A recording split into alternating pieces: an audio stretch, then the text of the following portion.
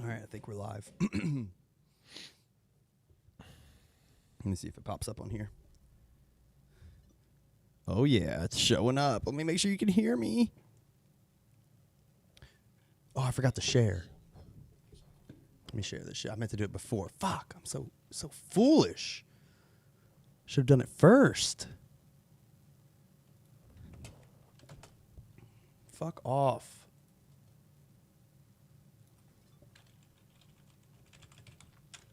Ooh.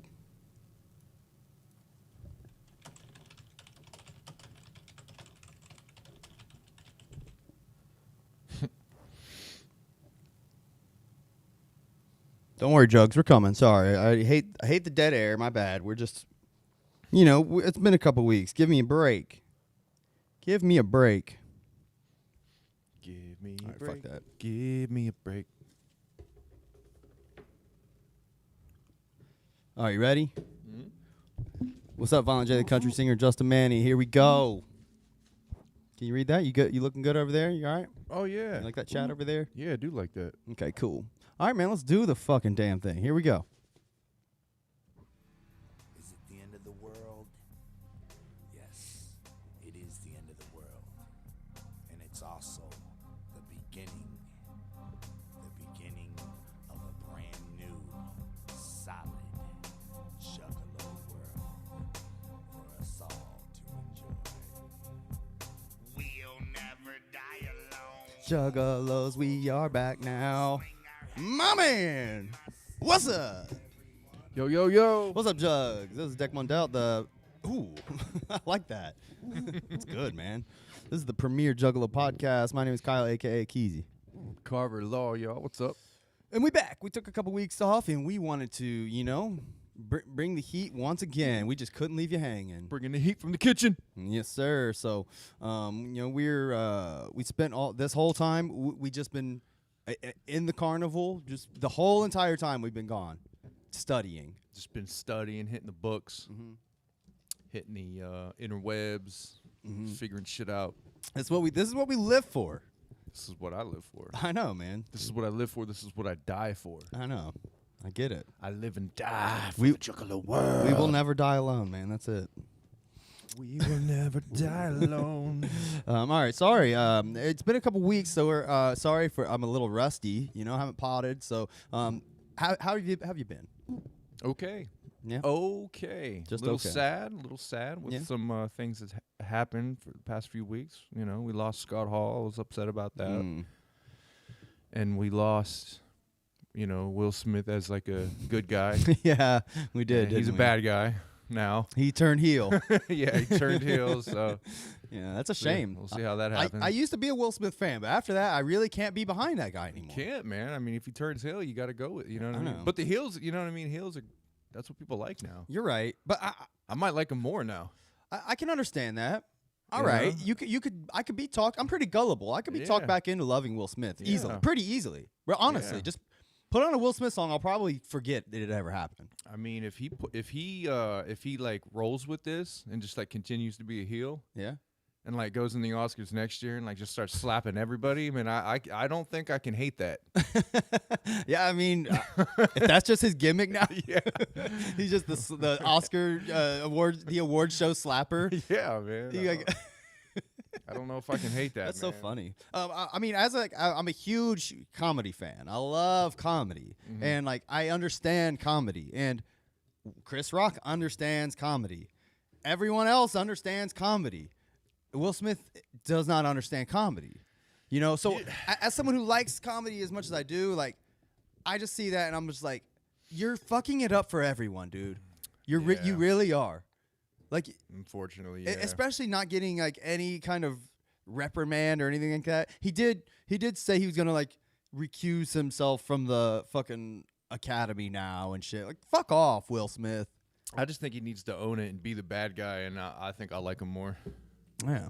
Just own it and be the bad guy, and fuck it. I mean, that's fine. I guess I'd be okay with that, but I don't know. I feel weird giving him my money. I'm gonna pirate Yeah. Will Smith. I'm gonna pirate every rap album you come out with from here out. Oh man, But yeah, Fuck you 'em. know. But yeah, that was the biggest news that happened. But not Juggalo related, but you know, when someone gets slapped, you can't help but when somebody gets slapped on live TV, you can't help but comment. You know what's really funny is I think it was literally days before that Joe Biden said that food shortages are coming in like one of his speeches. Okay. And then Will Smith does the slap and like no one like mentions it or talks about it at all. Like, okay. That's weird, man. And it took the heat off of Ukraine? no, the other actor that shot someone. What the fuck's his name? Alec Baldwin. Yeah. Like no one's talking about Alec Baldwin now. I guess so. Whatever, man. Hollywood. Hollywood, dude. It's fucking nuts. All right, man. Well, we're gonna get into Cryptic Collection later. We're gonna talk some other Juggalo bullshit. We do got Juggalo homie waiting in the wings. We can go ahead and let him in if you're ready. I'm ready. All right, let's see how this goes. I mean, this is always a task. Every time, man. I know. We're always running this shit, running the issues. But I'm excited, man. I'm excited to get back to this. Yeah, me too. Honestly. Let me see. Let me pin to second screen. What's up, man? It says he's connecting. Let's see. Let's get him in here. We're gonna do some. We're gonna do a Juggalo Origin Story as soon as we get our man in here. Oh, hold on, wait. Do I have his ask to? Oh, here I'll ask to start video. Looks like is that there's like a little thing that was crossed out up there by his Yeah, name. I saw that. Oh, there he is. I Yeah. see you, bro. Let me get you on here. Yo, what's Hello. going on, man? What's up, Brasky? Give me just a second. Hang tight. Let me make sure I turn you down. All right, go ahead and give me a testing. Testing. All right, cool. This is you right here. All right. This is the kind of shit I should work out prior, but, fuck that. All right, give it up for my man, Gage do it Von live. Wyl. Here we go. Hello. What's What's up, up? Gage? Oh, let me Hey, fix you. what's up? What's up, Gage? We do How's it it going? live. How you doing, bud? I'm doing pretty good. How are you guys? Great, dude. We're happy you're joining us. Thanks for hanging. Yeah, We- happy to be here. We've been wanting to get you on for a while. Let me give you a proper introduction here, because this will be the clip here. All right, here we go. Ready? Let me get ready. Give it up for my man, Gage Von fucking Wyl. Yeah, what's up, bro? There we go. That's what you deserve, bro. Yeah. Oh, Thank and it you. says Frank G down here. I'm a mess. All right. So how you doing, man? Everything cool? Yeah, I'm doing great. How are you guys? All right, good, man. Thanks for joining us. We've been trying to get you on for a minute. You hit us up a while ago. We know you've been listening for a while. You joined us in the chat many times, so people who listen have probably heard your name. Mhm. So you're just a down ass fucking cool juggalo. I mean, speaking of names, that's a cool ass name. is that I like that. is that spelled right? Gage Von Wyl? Yeah, that's right. And you're pronouncing it right. They're going through school. So many people said Von Wyl. Ah. Used to like Von Wyl and shit like that. But yeah, you got it right. And yeah, I was told I got a rock star name. Oh, fuck That is yeah. true. That is cool. That's a cool ass name. I think honestly, I only know how to pronounce it because I've heard Shaggy pronounce it a few times. Yeah, and he also, I was surprised, was able to get it like on point. Hey, wait. Why would you be surprised? What are you trying to say there? No, I'm just kidding. I'm just kidding. I've had like grown ass teachers with like degrees and shit not able to pronounce it. But I mean, it's a good looking name, so like I don't know. So what's up, Gage? Where are you from? I'm from Delroy or Carrollton, Ohio. I'm Ohio local too. Oh, nice. You guys know where Canton is? Oh, yeah. Yeah. Yeah. So it's like maybe like a half hour from Canton. It's like a small little town, whatnot. Okay. Delroy's like a blink and you miss it town. But then I went to school in Carrollton, which is like a slightly bigger rural town. It's like I don't want to call it a city, but there's like hotels and restaurants, so it's like a micro city, I guess you could call it. There's schools and shit there. Okay. Nice. So you're small town Ohio guy. We're Ohio guys. I mean, we're definitely not small town, I guess. Columbus is pretty big, but we grew up in like a small. Where we grew up is a little bit of a small town environment here, like on the outskirts of the city. So, I mean, I guess like we can relate a little bit. So, you probably, I'm gonna guess.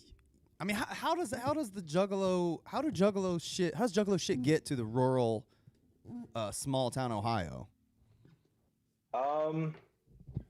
I don't know. It's weird. It's like where I'm from, I think there's a lot of like juggalos and people who just like rap music in general where we're at. But I didn't know a lot of juggalos, but there was this one like group, this whole family of siblings were super into it, and that's kind of how I got into it myself. There was this girl I would hang out with in middle school. Middle school is when I started listening to them.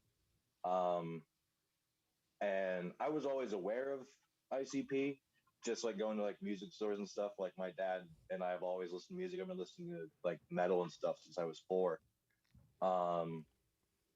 So I was like always aware of ICP going into like music stores and stuff. But I had this friend in high school, and her and all her brothers were juggalos, and she said, "Oh, I got this Boogie Woogie Woo song stuck in my head." I'm like, "Oh, that's ICP. I should check that out." And I've never listened to rap at all. Okay. Never a rap guy.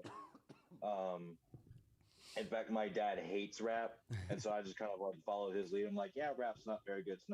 It's whatever." And so I was like, "Well, I'll check out this ICP thing because this girl I want to be friends with is into it, so I'll check it out." And I listened to it, and I was like, "Wow, this is kind of awesome." And so I actually got into it. So I it's Boogie Woogie Woo was like one of the first actual songs I listened to it. I got into ICP around Bang Pow Boom coming out. I was in middle school. Interesting. Okay. So how old does that put you? Early 30s, right? Like 24. 24. Oh, way up. All right. Yeah, Man, with the beard, I've had a big beard. With the big beard, you could be 24 or 34. It doesn't matter. Yeah, if I get rid of this, I look like I'm 16. But with it, yeah, I look like I'm 30. I know the feeling. Yeah. So you got into it around Bang Pow Boom. So how old were you then?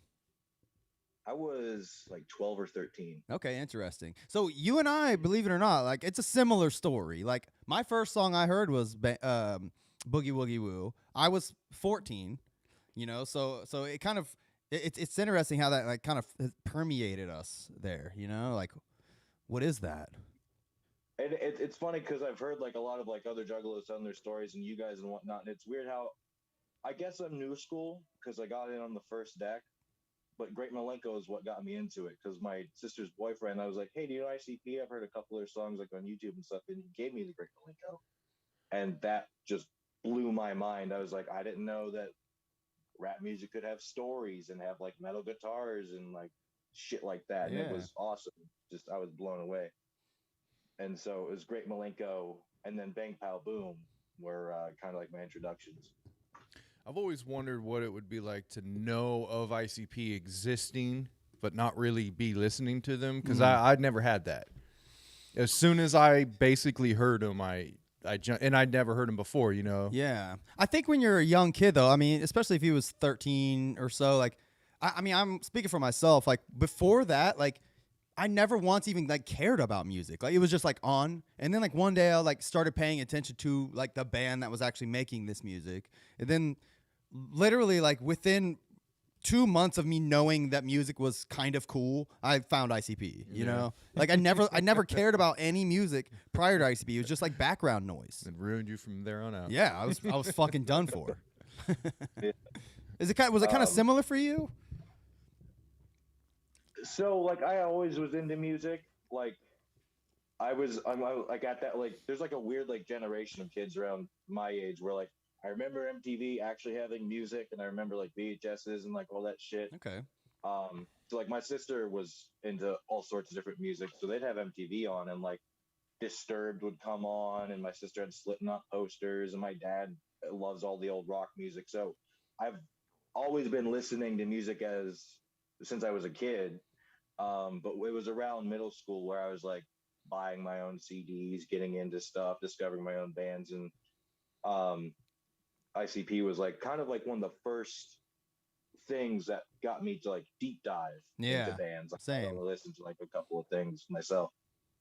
Like before ICP, like I think I'd only bought a couple CDs. It was I can name a couple of them. The first CD I ever bought was Keith Sweat.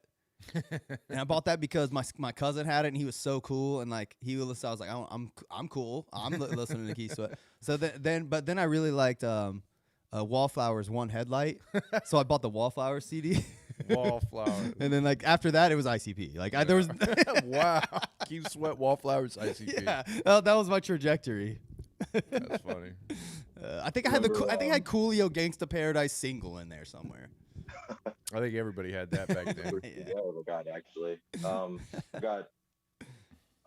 My dad got it for me. Bought me System of a Down's Toxicity. That was the first CD I ever had. Nice. Your dad's the man. Yeah. Yeah, he's cool. My parents were really supportive of it. Like my dad hates rap. Yeah. Like he said, it doesn't take any talent. And I'm like, well, that's like, can you rap? And he's like, well, no, but I bet if I could burp my ABCs, it would be just as impressive.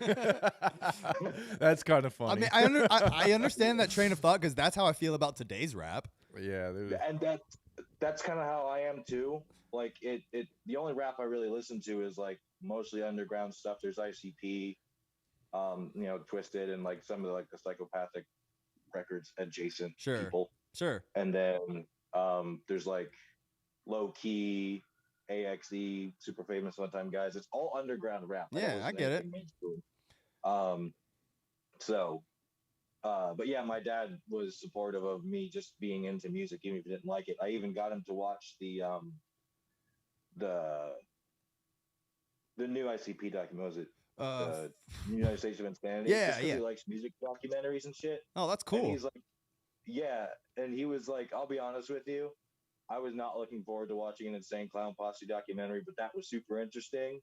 And he said that he watched it with me. He actually thought it was cool, and he appreciates the fact that like they had their background tracks, the music that they actually played, and like getting into where they came from and just were self-made. Hell yeah, dude. Basically. Yeah. So I was gonna ask, like, with your dad being like supportive. I mean, I had a similar like supportive dad, like when it comes to Juggalo shit. My dad started taking me to shows and shit. Did your dad ever do that, or did you ever go that far? So I've never actually been. I haven't been to a lot of concerts. I've never seen ICP live, so that's on my bucket list. I only recently started going to concerts once I graduated high school. Okay. And I graduated class of 2016. The first concert I went to, and my wife's family, they're super into going to concerts, so I would go with them. Okay. So I always tried to go to like shows in middle school and stuff, and like high school, and it never really worked out. But once I was kind of more an independent adult, we started going. Okay. My dad said he'd go to the gathering with me if I decided to go, and he would. So there's that. So hell yeah, dude. He doesn't like the music, but he's supportive enough, and he's just cool hanging out with me, and he might get a kick out of it. And actually, a lot of my wife's family, I'm like the only Juggalo, and like they're aware of ICP. Like my wife's dad he listens to everything, and he wrote My Buddy on his axe, so they're kind of into it. Like that's the song I want to listen to it, but they all said they would go. So like nobody I know really listens to it, but everybody's very supportive of it, and they would go to shows with me if I wanted to. So that's the game plan for this year, hopefully. That's pretty cool, man. The Gathering. Yeah, plan to go to the Gathering. I'd like to. I'm honestly intimidated by it because I've never been to anything like that.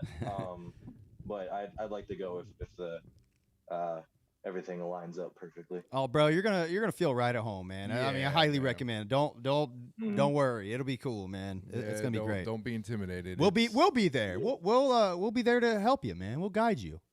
Yeah, and I appreciate that. And that's kind of the stuff I've gotten is like jumping into like the chat of this show or doing like shagging the creep stuff and whatnot. And what a good time it is to be into this stuff because of all the social media stuff and everybody's like doing shows and whatnot. You'll have like a built-in friend base already go like there, you know? Yeah, exactly. And I've seen a lot of people like commenting and said like, "Oh, I'm afraid to go to the gathering." And everybody's like, "Just go." Yeah. You know, it's just chill people. And everything I've seen, I'm like, I think I could go for that. I've got really bad social anxiety, so like just normal like crowds in general are kind of hard to deal with. But I feel like that would be a different atmosphere. A lot of like-minded people and whatnot. Hey, I'll tell you what. My brother's first gathering was last year, and he's kind of the same way. He has real bad social anxiety, and but he went last year, and he was fine with it. He didn't really affect him too much. I mean, he had fun, and I've developed a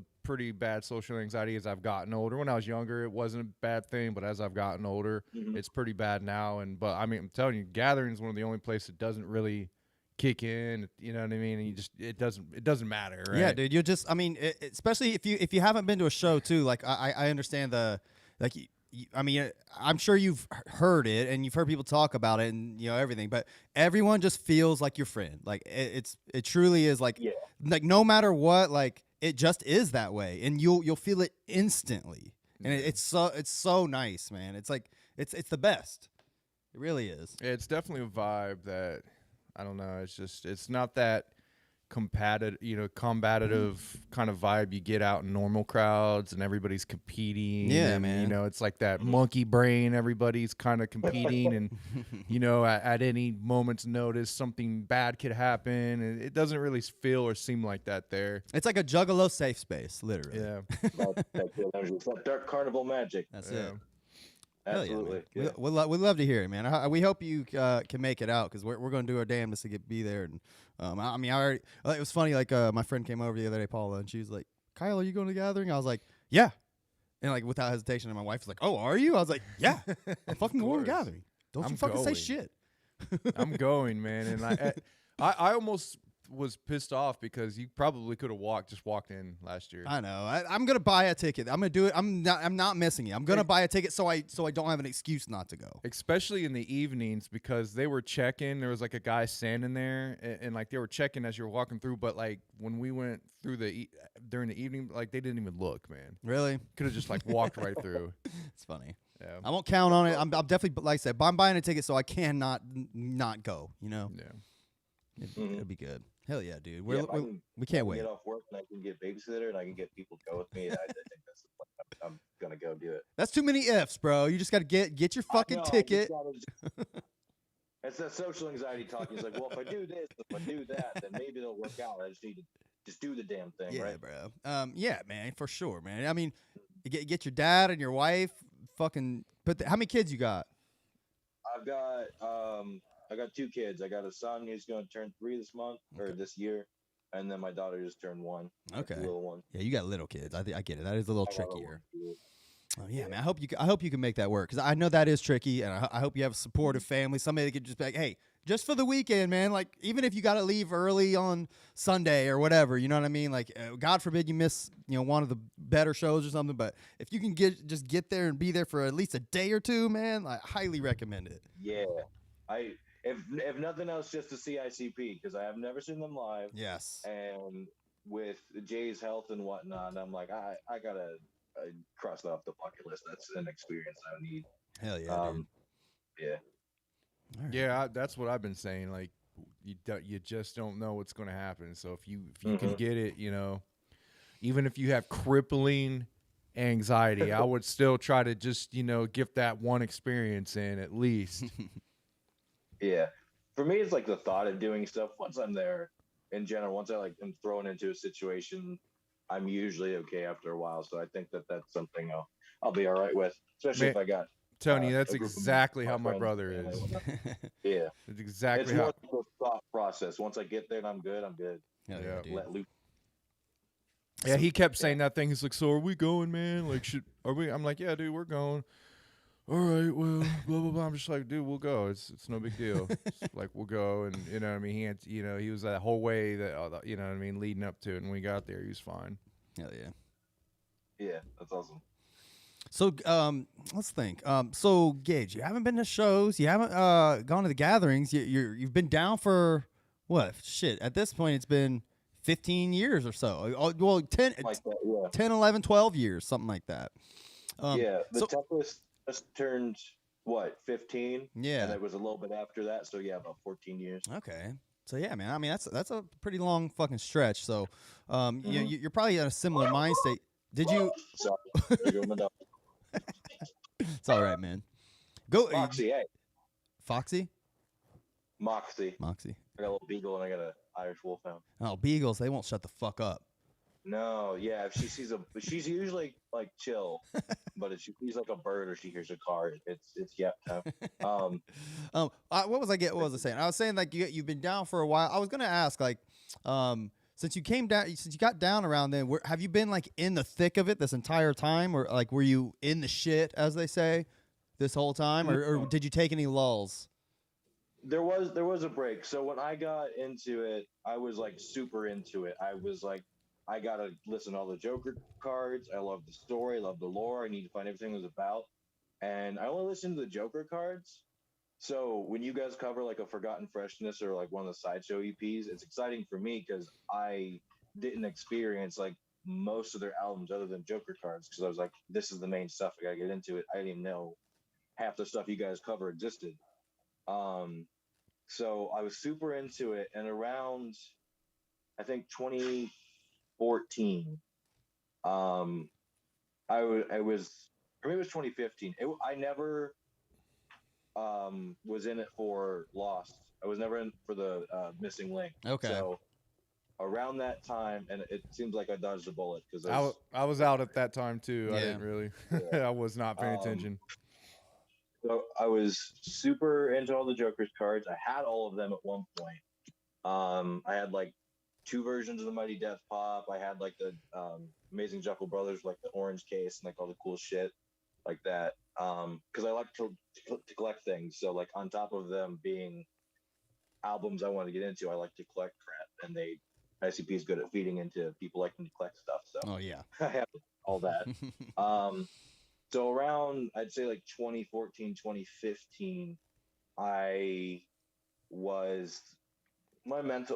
struggled with mental health and whatnot, and I was getting kind of like depressed, and I had anger issues and whatnot, and I'm like, I listen to music about murder, and I listen to angry metal music, and I need to start kind of being mature and growing up and whatnot. I'm gonna be graduating, I need a job, so I kind of stopped listening to music almost entirely. So I kind of fell off of just music in general. So I sold a lot of my CDs, all my Joker's cards, all my ICP albums. I still have some of my stuff. Like I got some Twisted albums still and whatnot. For whatever reason, I decided Twisted's fine. And then, which when I got into Twisted, I got into it with Abomination. So I like most of Twisted's new school stuff, oddly enough. So I fell out of music in general around then. And then where I work at now, this is 2019, I work at a machine shop. I make fin tubing and whatnot. My job is very slow and like boring. So I started listening to music again, started listening to podcasts and whatnot. And I was feeling nostalgic one day. I'm like, I'm going to put on the Great Malenko. I think I need that in my life right now. So I put on the Great Malenko, and it just brought everything right back. I'm like, all right, this is great. So then I started listening to ICP, and then that was around the time like I need to see what they've been up to all this time. Okay. And so I saw Fearless Fred. There was this Ouija Mac guy. Twisted was like doing their own thing, and there was a big split. I completely like missed Marvelous Missing Link. I'm like, oh, I missed actually a lot of stuff. So I got caught back up. And then I like listening to podcasts about like other things I'm into. Yeah. So I'm like, I'm going to start deep diving into this stuff. Your podcast was suggested to me on Spotify. So I was like hooked on that. I watched all your episodes and whatnot. Yeah. Spotify has a good algorithm. I've discovered so much cool shit on Spotify because of that. Hell yeah. So I was never like into it then like I am now. Like I would have never seen myself being on the Juggalo podcast or watching Shaggy and the Creep and getting shout outs and stuff and whatnot. So yeah, now I'd say I'm like in it now. You're in the shit again. I'm in the shit now. Yeah. Yeah. Hell yeah, dude. It's a pretty similar trajectory. I mean, I will say, like, I was gonna ask, like, you said you were feeling kind of down in the dumps, like probably around the Lost time. So that probably was a good time not to be into ICP. But I was gonna ask your opinion on Found, because I thought Found like really filled me with like hope that I hadn't felt like since Shangri-La, honestly. Yeah, and I'm glad you brought that up. I was thinking about that because I wasn't there for the unveiling, but like listening to all those Joker's cards and listening to the race, I feel like I still got that like emotional payoff. Hmm. And it like I'll still listen to the unveiling and like get emotional and like really good positive energy. When I went back and listened to Found, I was like, eh, Okay. right. But listening to Lost, I was kind of whatever on it. But listening to Found is probably one of my favorite ICP songs. Like that gets me so emotional and like good feelings and positive. And Yeah. then okay, on there, like I think Found is definitely the better of them. And I think that so I kind of been thinking about this a lot. Where you've listened to the outtakes on Marvelous Missing Link? I've only listened to that maybe once or twice. I don't remember any of it personally. Yeah, me neither. There's a lot of songs on the outtakes that are better than any of the other two albums.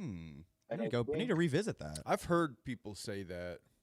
Yeah, to me, like the outtakes is almost a Joker's card. Hmm.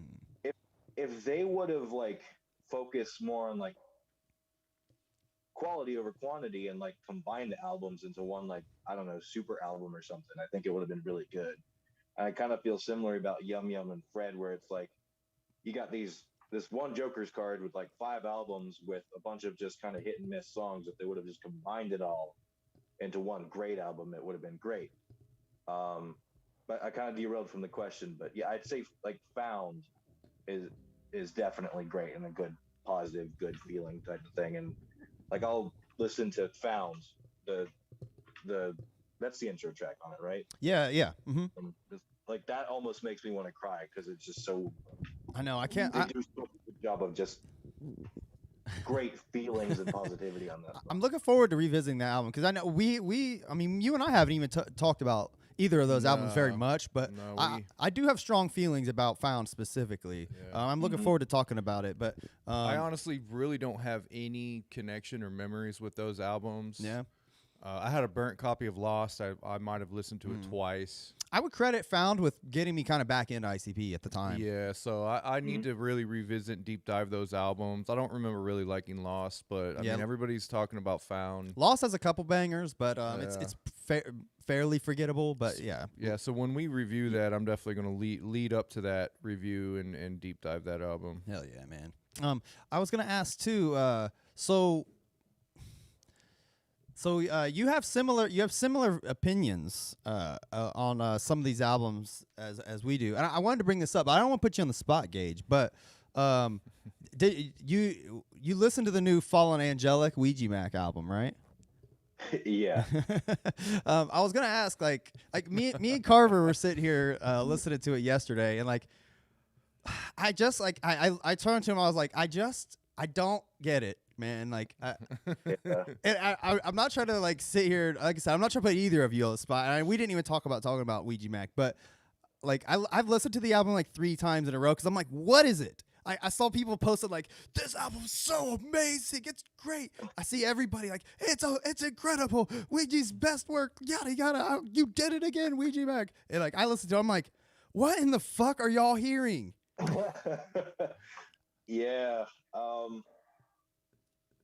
Yeah, so anytime ICP had, well, I guess at the time they already had all those artists, I would try and like deep dive into all of them. And I was excited when Big Hoodoo came out. I got his album around the release time. Yeah. And then, when I came back, I'm like, oh, I bet Hoodoo has all sorts of new albums. I bet he's got all sorts of stuff. Yeah, right. Like, yeah.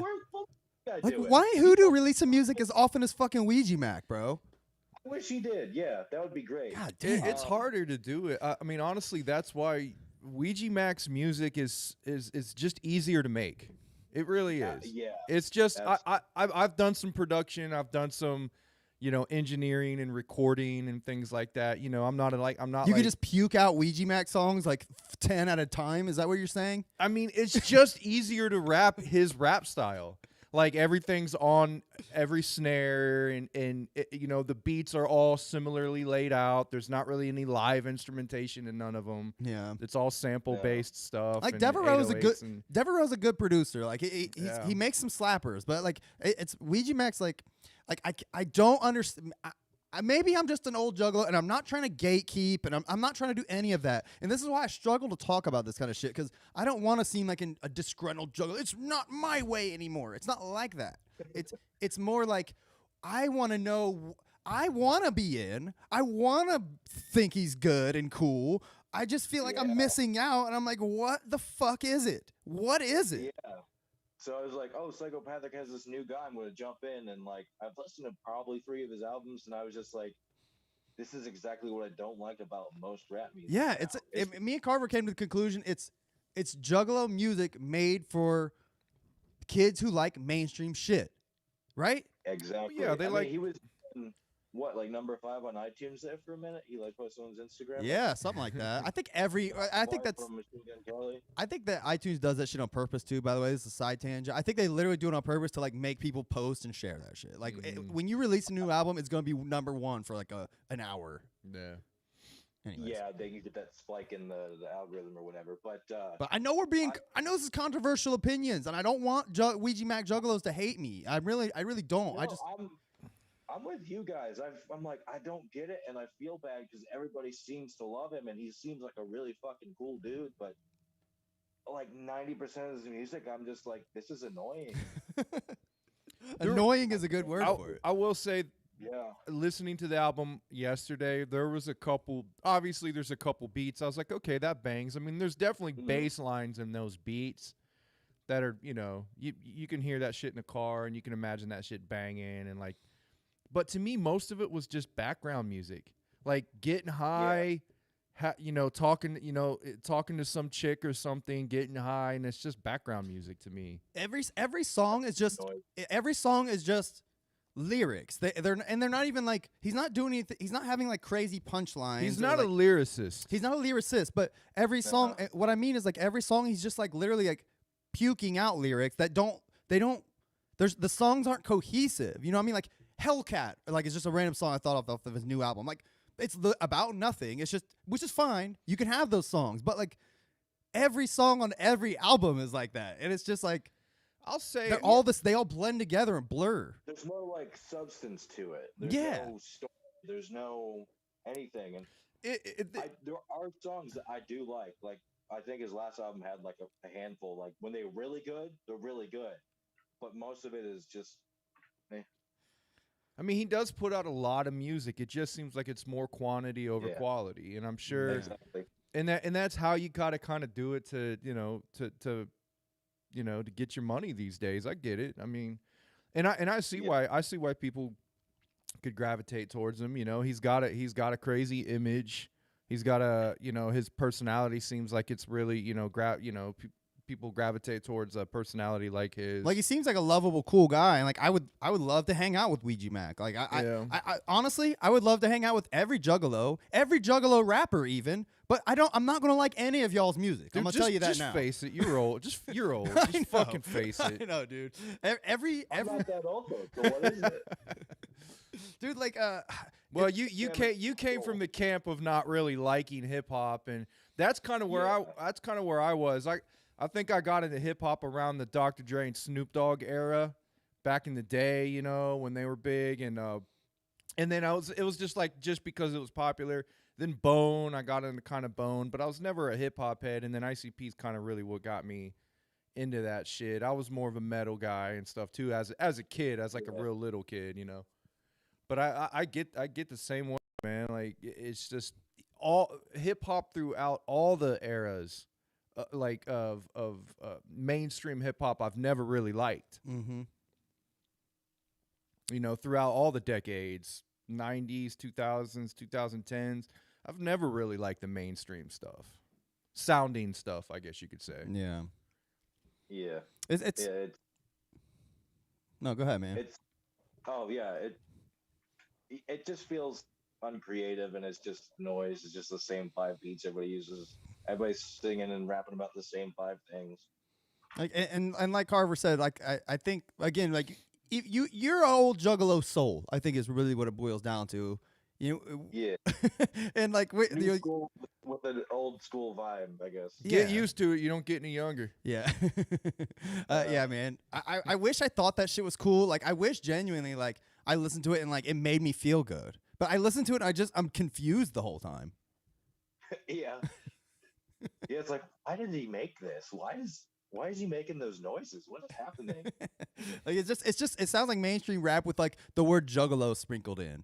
Cause this motherfucker's rapping about like having money and stacks and like fuck 12 and like Balenciaga shoes and you know what I mean? Like, all right, man, like. It's definitely mainstream rap made for underground fans. Is exactly what you're saying. It's the cash money, drugs, fame, and there's Fago too. Yeah, yeah. He's definitely bringing in a new breed of juggalo. I think to the I don't want to say movement because I don't think juggalo is a movement. It's more of like a fucking shitty status. But Juggalo, the Juggalo community is like a dimension. Yeah, it's like a dimension that's always there. You can come in and out of it. You can, you know what I mean? It's that's what I always kind of feel it is. Yeah. So he's bringing like a lot of these like younger Gen Z like mainstream liking fans over. So I do appreciate him bringing them through the portal. You know what I mean? No matter which way it's happening, that's cool because I'm convinced and I truly believe that all these juggalos that are Ouija Mac juggalos are genuinely cool people, and I think they'll be fine at the gathering, and I'll enjoy hanging out with them. Truly, I really do. But I just can't get behind the music. Is all. I can get behind it. I just can't find myself enjoying it. Do you think that maybe there's old school like you guys, there's whatever I am, like Bang Pow Boom, that's like old new school, and now there's new school from like the March. It was like what 2017. Yeah, there's like there's probably a whole new wave of juggalos that are like Fearless Fred was their Malenko. Yeah, and Ouija Mac is like their Twisted. Yeah, that's a great comparison. I think that's exactly what's happening. Literally, I was theorizing that a lot of these new juggalos within the last 5 years, they probably don't even really like or listen to ICP. That could be. Ouija Mac could be just breeding his own generation of juggalos. And they see the community. Yeah, they see the community and they understand that there's like a cool community in this, and then they find someone like Ouija and they're like, oh, okay, there's actually someone in there that sounds like the music I like, and they kind of come to the community and they realize ICP are like, you know, the thing of this community, but they don't really care to listen to the music. You know, kind of like how kids wear band shirts and they've never even listened to the band or something, you know, that kind of shit, right? Yeah, exactly. Yeah. It's more about like the culture and the image that they're attracted to, not necessarily the whole history and music, all the things to it. Yeah, because these younger people can come into the Juggalo culture and they can kind of be themselves as a young person, you know, act like a freak or whatever, and they're not going to be judged by the adults in this community so much as they would like another type of community. So I think that's very appealing to them. They can come in and kind of like, wow, we can talk about drugs and sex. I can smoke, you know what I mean? And like, we're not going to have these adults get, you know, they don't care either. I mean, they're throwing, you know, they're out there showing their asses and throwing shit, you know? Yeah, so it's still I think the goal of like creating a world for people who don't feel like they belong is still there, and it's just this younger generation that are coming in and whatnot. Yeah, that was like the big appeal to I think everybody's like, all these, they're making music for me, and I don't really feel like I belong, but we belong to this like this kind of style of thing, and I think that's exactly what's happening still with just younger, different groups of people and kids and whatnot. I think that's right. Yeah. It's fluid, you know. Yeah, I'm fine with it, you know. I'm fine with it too. It's just I'll try, and I will literally listen to every single Ouija Mac album ever. I really will, and I'm gonna try to like it. And I'm gonna be honest too. I'm not just gonna like it because it's psychopathic adjacent. You know what I mean? I'm beyond that. I feel it's okay to be critical while still being like okay with it. You know what I mean? Like. Not that it's up to me to be okay with it. It's not like that. I mean, more along the lines of, I get that it's not for me. I'm all right. I'm never going to turn to somebody and be like, hey man, turn that Ouija shit off. Right. I'm not even going to say that about Twisted. You know, like, hey, turn that shit off. You know, I'm never going to be like that. I don't. You know. See, we got some new generation juggalos in the chat. Just we're pissing them off. I mean, it's. I'm sorry. Hey, It's good that people like it. We don't have to. It's okay. Yeah, it's we all can still right. Be like, hey man, that Ouija guy's cool, but I'm not gonna listen to his stuff. But I'm glad he's touching people's lives and stuff. Like he's Yep. still doing positive things for the world. Yep. So like, I don't have to like his music. He seems cool. And it's Yeah. good somebody likes it. I like the man. I just don't give a shit about his music. That's the bottom line. There might be something we're missing, you know, because I haven't really deep dived into Ouija. Maybe he's got this past catalog that he has all these kind of things that he's talked about in his life, and the fans kind of know what he is and what he's been through. And there's Ouija Mag lore somehow. Yeah, and but it's more of lore on him and his own psychology and his own personality and kind of what he's been through. As to where ICP have created this, like they fabricated this fantasy more world. of a fantasy lore, and it's not so much about them as it is, you know, what they've created. Where Ouija, it's more about him as a person. It's like more his psycho mind, and I yeah, don't like it. yeah, more people like diving into his mind because they, you know, and it's something that they can relate to. I get it. Kind I of get thing. I think that's how most like these most of these younger rappers are nowadays. They want to bring you into their minds. They're screwed up, fucked up, crazy minds, and navigate you through them, and then try to come out, you know, on top or something, right? Like maybe they're not. They make music, obviously, but maybe it's more them trying to create like a vibe. Yeah. More than like a story or That's exactly what it is. Like I talked to my daughter. I have a Yeah. daughter that's 15. All right, and like, she's getting into music and shit. Like she's really on. She's like a pretty typical like basic teenager. You know what I mean? Likes whatever's popular and shit like that. She's into Tyler the Creator.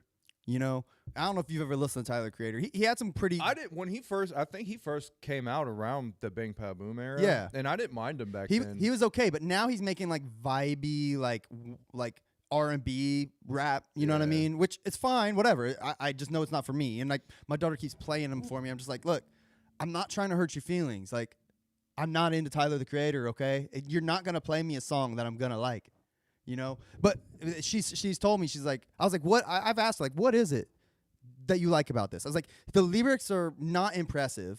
The beat is like an old like Clips NERD like shitty 3 noise beat. You know what I mean? I'm like, what is it about this? She's like, it's just like you just sit and listen. It's just like you vibe to it. That's all it is. The lyrics don't matter. The sound doesn't even really matter. Like the beat doesn't matter. It's just all of those combined just have to create something that you can like make TikTok dances to. a lot of it. yeah. A lot of it is the actual rapper that that people attract to as well. Yeah, it's more about the person than Yeah. what they make and the vibe that they give off. Yeah.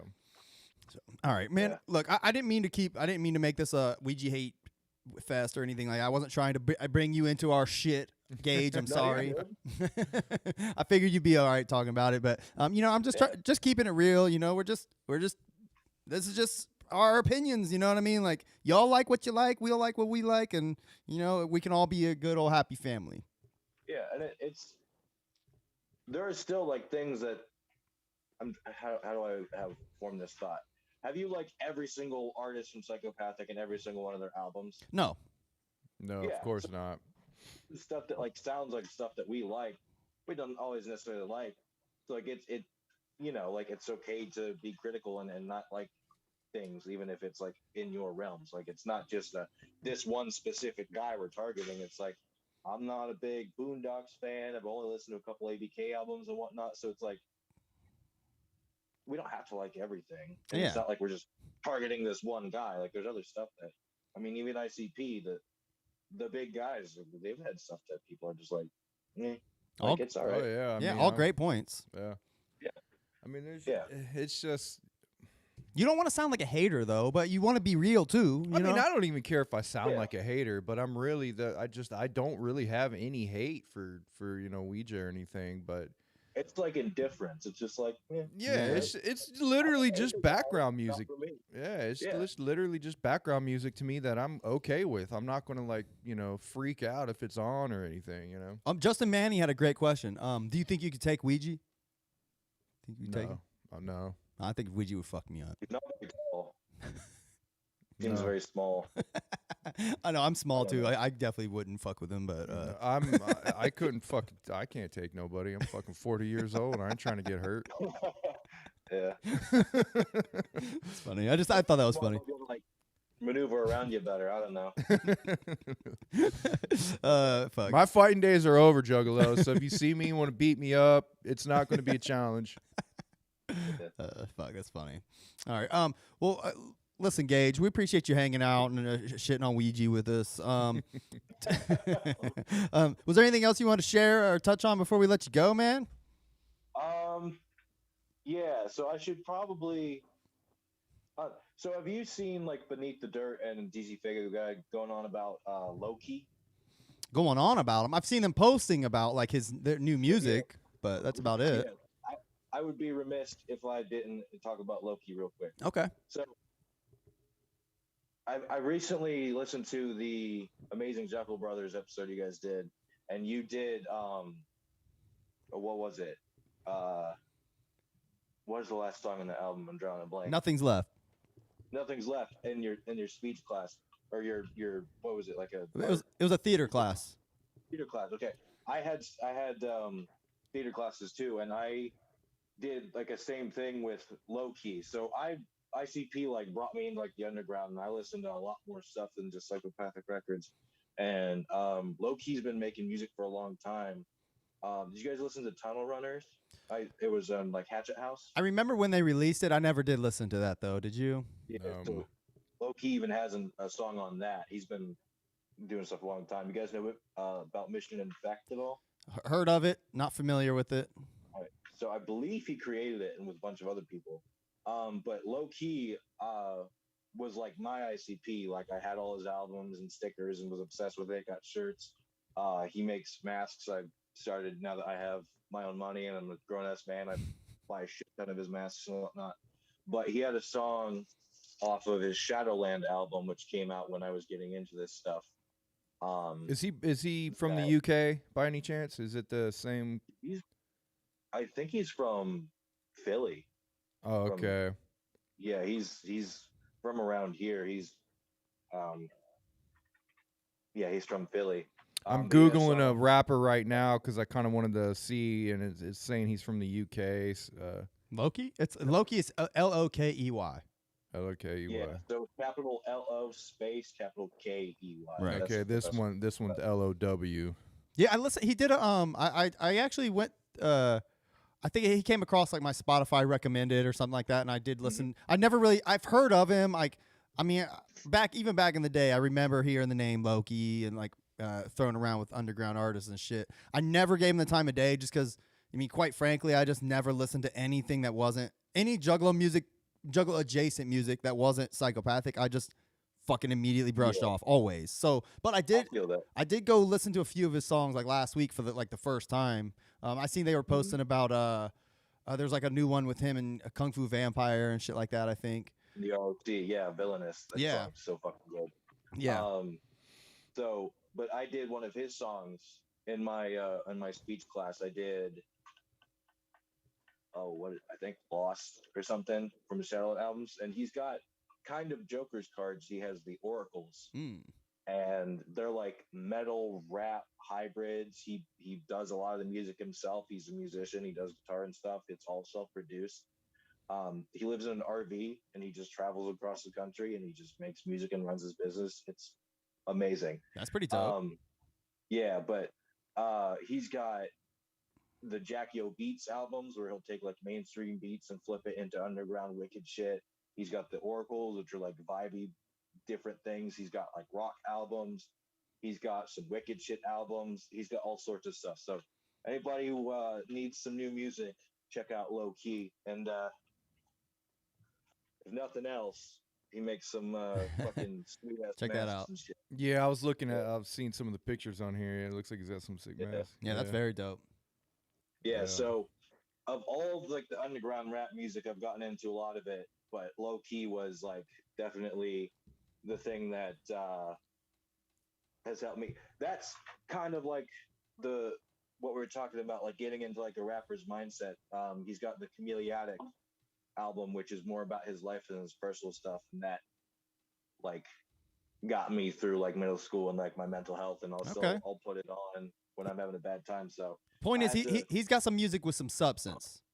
He's extremely fucking talented. I wouldn't even call him a rapper, just a musician through and through. He can rap, he can sing, he can scream on a couple metal tracks. He makes most of his stuff. So yeah, I wanted to shout out Low Key because Low Key is my shit.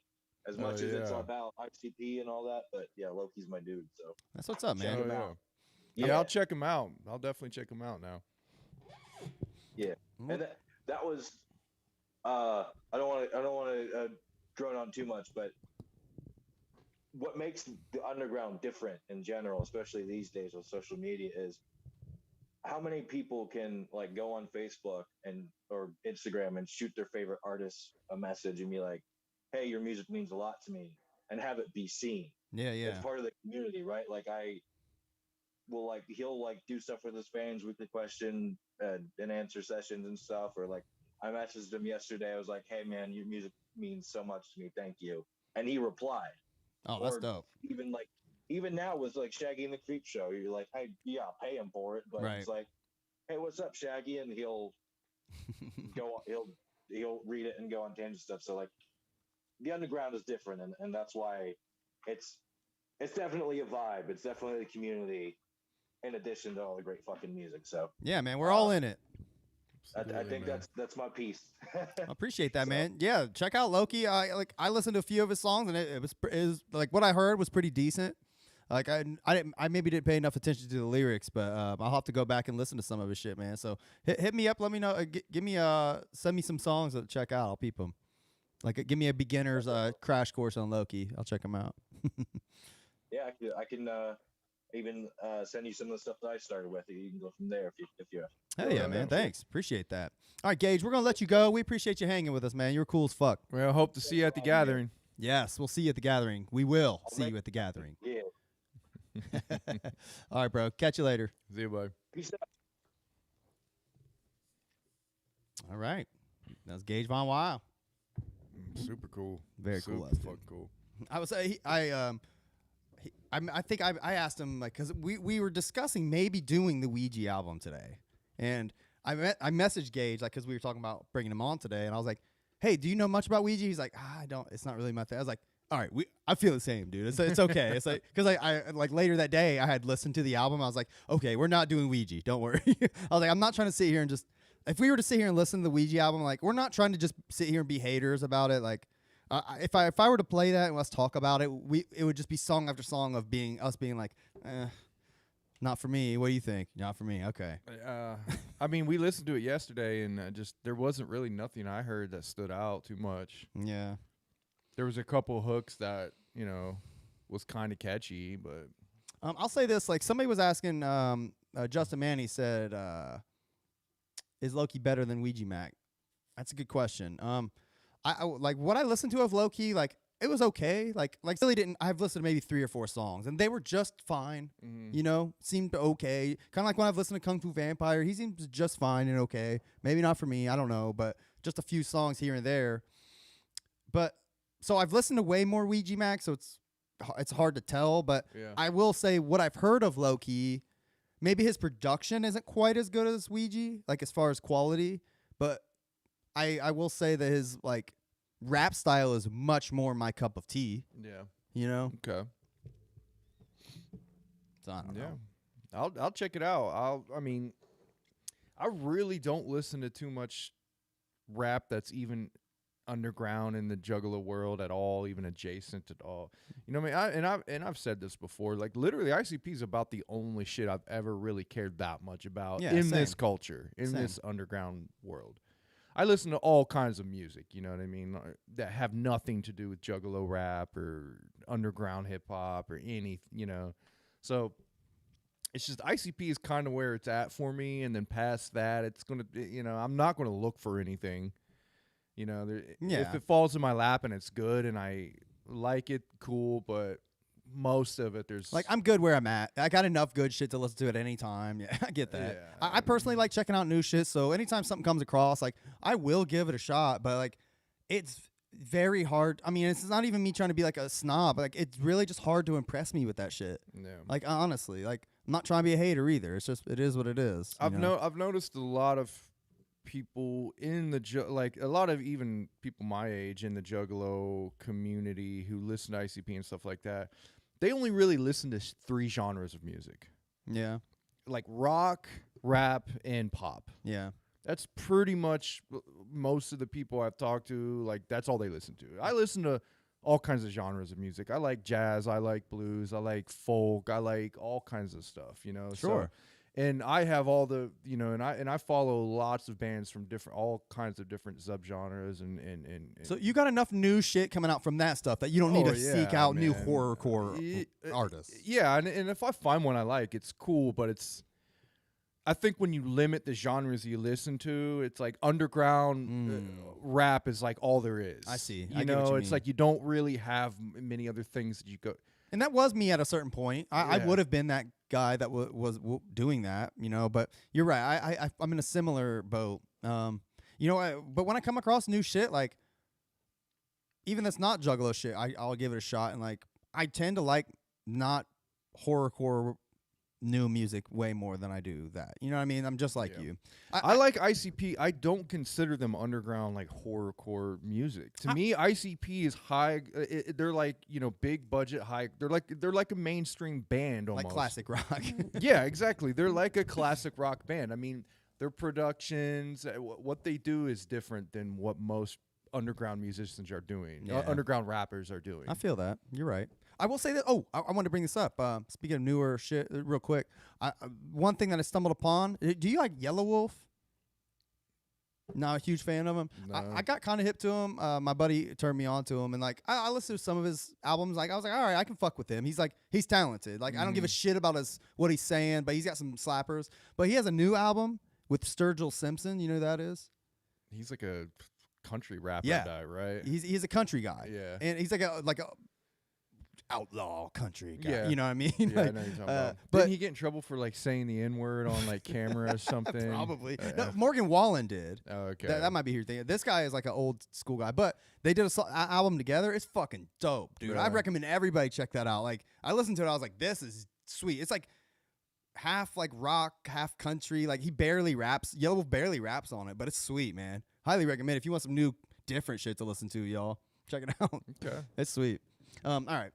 You want to listen to the Cryptic Collection, or do you want to talk about real quick? Do you want to go into any of the Twitch shit? We didn't talk about that.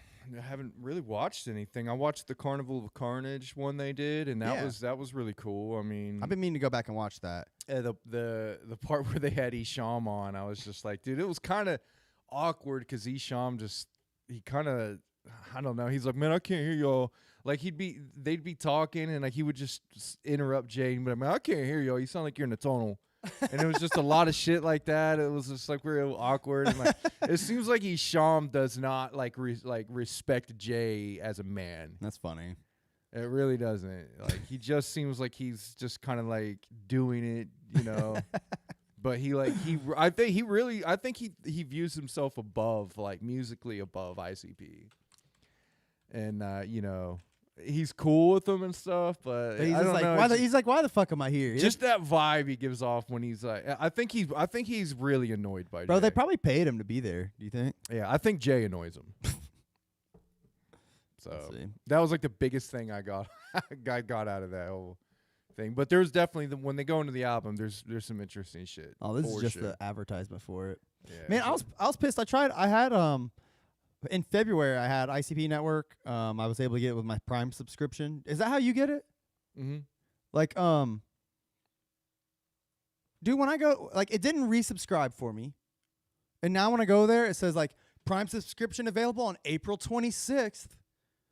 What the fuck, man? Why can't I use my Prime subscription now? I don't know. I subscribed to the Prime and then I didn't get on Twitch for like weeks. And it just kept renewing it? I got back on it. I wasn't subscribed. Oh, okay. So how did you Anymore. resubscribe? I just like looked at it and hit the subscribe button and It let looked- you? Yeah. You didn't charge you? Let me look. I don't think so. What the fuck, man? Why won't it let me subscribe? That's bullshit. Through I'm salty Prime, about right? that. You're supposed to be able to subscribe Yeah, through Prime. I try, bro, but the goddamn fucking link, like when I click it, it says like come back April 26th for your Prime subscription. yeah, it says I'm subscribed. That's some bullshit, dude. I don't know what the fuck I did. I'm doing wrong. I had to do it again. It unsubscribed me, and I had to do it again. That's horseshit. If any juggalos know why that is, please tell me. Yeah, I don't fucking get it. Violent J, the country singer, said Ishan was super dismissive in mixing drinks. That's funny. Oh, but Violent J, the country singer, sent me this badass parody Dark Lotus song, man. I hope he does something with that. I'm not gonna put it out there for him, man. But he. Oh yeah, that one you sent to me. It's so Yeah, fucking that funny, was man. great. That shit had me rolling. I was like, I read the whole thing in their voices. It was great. Yeah, it was great. All right, man. Fuck this. Let's go to Cryptic Collection. You down? Twitch should be called Glitch. Yeah, it is pretty fucked up. Oh man. So we got a copy. We got 2 copies of Cryptic Collection. My original copy that I got, which we determined I probably got at the show, the Alrosa show back in. Where's that ticket? Right Is it here. still- okay. So this is the ticket stub to Friday, September 29th, 2000. Twisted and Blaze at the Promo West in at Alrosa Villa in Columbus. So Still got it. September 29th, 2000. So that's probably when we bought this shit. Even though the release date was November 13th, 2000, which would have been a couple months later, which must have been when it hit stores or whatever. yeah. So we actually had this before Freak Show then. Yeah. Maybe I don't remember. I don't remember when the first time I listened to it. I really don't. Okay. I don't think I had it. I listened to it from one of you. You know. Yeah. One of my friends had it, and that was the first time I ever listened to it. I think I eventually bought it at one of the gatherings Okay. later on, but yeah, I have no clue when I just remember summertime 2000, 2001, somewhere in there is when Yeah. around there is when I first listened to this. Okay. But Oh, look. Tickets for this motherfucker was $10. $10. Here.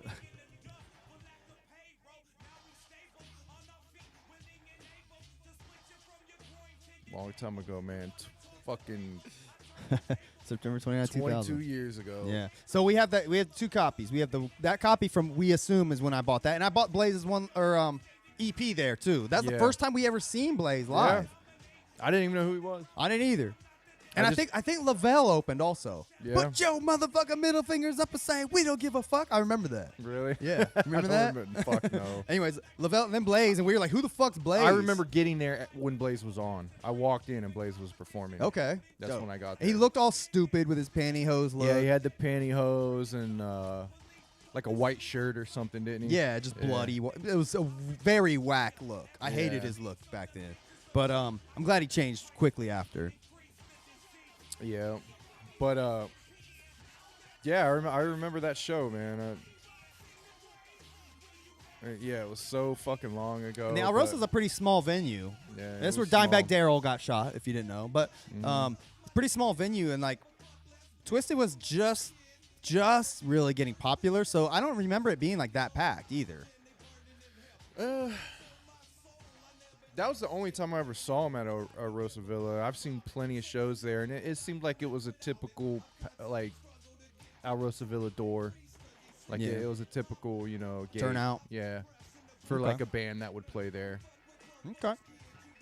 I don't think it was like oversold, Yeah. but I don't think it was like empty either. Yeah, I there was feel that. definitely some people there. But yeah, it was just not that. It was not that long after I really got into Twisted. I mean, I didn't care. I didn't care about Twisted until the re-release of Most Staceless came Yeah. out. Same. I didn't care. Same. And the only reason, like, it was almost like, if you were into ICP at that time, you had to get into Twisted. Like, it wasn't an option. They Yeah. fucking shoved them down your throats. Yeah. And not that I'm bitching. I'm glad. I loved it. But I mean, it was they did not give you, like, they were not giving you an option. You were going to like Twisted. it was like the other side of the coin. Yeah. You had ICP on one side, and you flipped it, and you had Twisted. They worked so well together. So this album, the intro was sweet, by the way. We didn't really discuss that specifically. Yeah, the intro's sweet, demonic sick, and demonic weird. and crazy. This extra crispy mix of what the fuck? What do you think about that? I like it. Do you? I was listening to. Oh, shout out to Juggalo Rewind, by the way. I've been listening to their show. Their show's really fun. If you like our show, their show is like ours, except they do what we do with every song on an album, and they go into way more detail and like deep dive. way too much fucking work for me personally. I'm glad they do it though. They're really cool. Yeah, they know way. They go into way more details, but they did They talked about Most Tasteless, the OG and the re-release, but they talked about what the fuck. They speculated, and it's probably true, that the extra crispy mix was probably the OG like demo version, and they just call it the extra crispy mix. Yeah. Would you agree with that? Yeah. I think so. I mean, and it doesn't have the. And I returned nya. Oh yeah, I returned at rapid speeds. You're right. Yeah, I mean this one. Yeah, this one's unedited, so it probably is the first one. Yeah, you're right. That makes sense. All right, so this is I Could. I'm fine. I pretty much like every song on here. I like a lot of them, but like the production, like I hate the instrumentals on a lot of these songs. I like them just because they have that, that grimy kind of. It's like industrial, like metal. Like it's almost like they're just like mashing like metal things together to make the beats. Well, in the liner notes, it doesn't say who produces any of this shit. They're like banging pots and pans, literally. I'm assuming it's them. HOK, these might be some HOK beats. Yeah. Or some. Which would be ROC beats. ROC beats, yeah. I don't know. I have no fucking clue, but I'm just, I'm speculating. That I Could is weird. I wonder where that was originally. Does it say where that came from in the liner notes? This there? is one of those basement-ass old school joints recorded November of '96. Produced and written by Mr. Bones. Oh, wow. Interesting. I hate Mr. Bones' production. For his EP entitled Something Weird. So which he must have never released, as far as I know. I'll see if it was on this Mr. Bones Sacrifice. By the way, this Ain't a Damn Thing Changed, best song on the album. Stamping it. Best song on the album. It is dope. This song was recorded in... Let me go back. Extra Crispy. Much like the original, okay. This Extra Crispy mix grabs you by the face and kicks you in the balls. It was recorded in March of '98 and was used as a B-side for How Does It Feel single. So it says much like the original. So So maybe it is. It's not the original. Okay. At least that's what this. I feel like they're full of shit. Ain't a Damn Thing Changed. This song was recorded in '98. One of the new tracks to be featured on the national release of Most Tasteless. Interesting. The concept for the song is no matter how much money and fame you acquire, people always find some way to hate on you.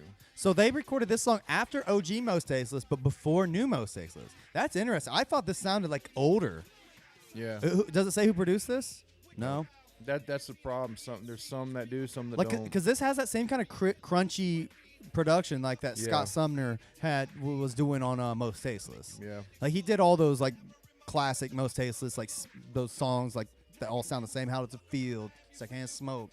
What about Murder? No, I think that was ROC.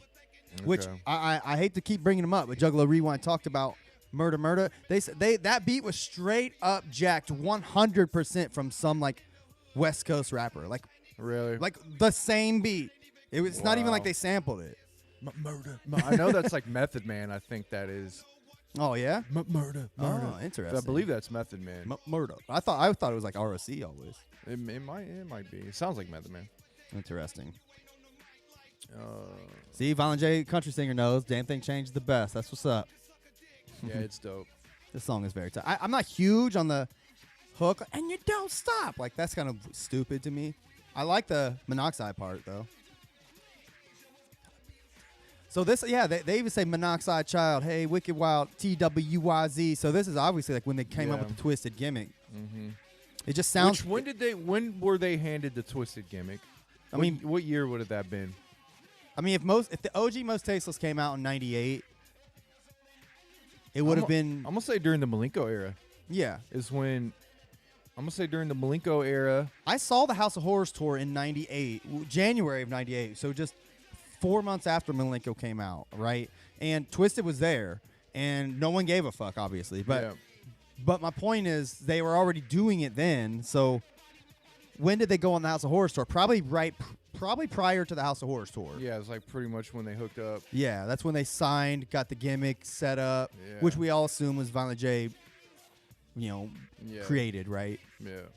So Justin Manny says 97, and he did say that's a Method Man sample. So So good catch there. I'm wondering in '97 during the making of Most Faceless. Oh no, during the making of Great Malenko, if that's when ICP and Twisted really started like rubbing elbows. Yeah, probably. And then ICP's busy with Malenko, so they're on the side here and there. They're connecting here and there with Twisted, making plans, giving them their gimmick, and then by the time they go on the road for Malenko, They're like everything's ready and putting they it bring on them along with them. Yeah, they're like, okay, let's do it. That was Yeah. probably the first like debut of Twisted. Yeah. Like honestly, yeah, that's probably right. And what a fucking album to get on the wagon with ICP. Yeah, Fucking Malenko. I know, right? No shit. Like they got right in at the sweet spot. Yeah. But when I saw them, they still had the hoodies, no paint, and they had Michael Myers and Jason on both sides of the stage. That was their entire stage. Oh, they might have had a banner that said Yeah. Twisted. Which on these albums, which this is the original. This is probably the original one that you got. Back when it came out. But there's only one shadow. Yeah, it's Jamie Madrox's like shadow behind him. Yeah, it's like, but you can find images where there's two shadows on the cover, and it looks like Jason and Michael Myers. Here, I'll pull it up here.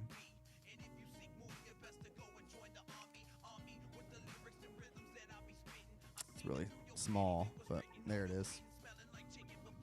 Yeah, so I'm wondering is that how any of the physical covers are, or is that only a digital thing? I don't know. That's a good question. Yeah, see, the both versions we have, which one is a repress, neither of them have that serial killer's shadow. So it's interesting. So this one is the original. The one I'm holding is your original right here. And then this one is I believe a repress because it does say distributed by Red Music on the back in the corner here, and on this one it does not. By the way, comment on how that one's sealed. Oh yeah, this one is sealed still. My homeboy Shane gave me that when he gave me the sealed Wraith vinyl. He's like, I have this too. You want it? I was like, all right. Well, it's Carver's now. He's taking it. He's claimed it. But yeah. So if that's a repress, I would imagine that was repressed around the time they were on, obviously Red distribution. So that was 304 probably around that time. in between 02 and 04. Green Book era. So Yeah. all right, so this song in particular, Bad Dream. This song is like, first of all, it's got like these porno clips in it which go on for way too long. Yeah. I believe hate the beat on this song. I hate it. Fucking hate it's it. very simple. God, it's so bad. It's a melody that a child would make on like their little speaking spell Yes. or some shit. So that alone makes me hate that song. Like Yeah. he has a lot of weird like sexual lines in that song. Which there were some lyrics I wanted to point out. I can't remember. They say that he drops N-bombs way too freely on this shit. What was that one called? Bad Dream. Bad Dream. Yeah, it is another old school Mr. Bones track that was supposed to be on Something Weird EP, recorded in '96. Maybe now this tale of pleasure and pain will forever be an underground classic. Underground classic. Get the fuck out of here. Get the fuck out of here. That song sucks, man. As much as it sucks, it's so burned in my head from this era, and I liked it back then. So I never liked it. I'm self-aware now enough to know that it does suck. Yeah. But there's just something that is nostalgic about it, and for some reason I like it still. I get it. I don't know why. Like, I mean, I have that same feeling for somebody's dissing you. I never liked it back in the day. Yeah. But now I listen to it, I'm like, all right, I can fuck with this. I always like this one. I don't like that industrial, like, metal, like, Yeah. I don't mean metal as in music. I mean metal as in, like, metal machinery sounds. You know what I mean? I don't like that shit. It's not on this part. It's during their verses. I like the piano. There's a lot. First of all, production-wise, let's get into a little bit of music theory. There's a lot of clashing instruments and samples going on in this beat. You have jazzy piano mixed with like hard-ass percussion, which doesn't mix. Yeah. hard percussion with with like Frank Sinatra style piano. Yeah. Doesn't really mix. And then you got reversed samples. Yeah, you're right. So that clashes with pretty much everything. Yeah. But for somehow it's like all these clashing samples thrown into this blender, and it kind of works. Yeah, it does kind of work. Like this beat in particular, like I did hate back in the Yeah. day, but I've grown used to this in the similar way that you've grown used to Bad Dream, I Yeah. think. But for what it's worth, I really like this version with Blaze more than the OG. I think Blaze fucking sounds great on this song. Yeah. They drop ISI a lot in this, which I think am I to assume that ISI, which International Superstars Incorporated, was their original pitch to ICP for their group? Oh, oof. I don't know.